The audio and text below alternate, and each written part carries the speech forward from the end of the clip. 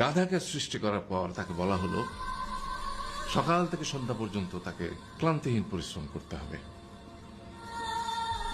সারা জীবন তাকে পিঠে ভারী বোঝা বইতে হবে, খেতে পাবে শুধু ঘাস, আর তার মাথায় কোনো বুদ্ধি থাকবে না। তার আয়ু হবে 50 বছর। গাধা করজোড়ে সৃষ্টিকর্তাকে বলল, আমি এত বছর বাঁচতে চাই না, আমাকে 20 বছর আয়ু দেওয়া হোক। সৃষ্টিকর্তা সেটাই মঞ্জুর করলেন।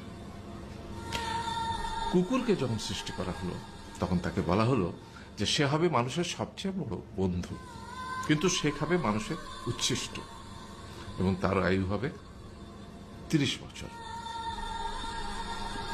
কুকুর সৃষ্টিকর্তাকে বলল, আমি এত বছর বাঁচতে চাই না, আমাকে 15 বছর আয়ু দেওয়া হোক। সেটাই মঞ্জুর করা হলো।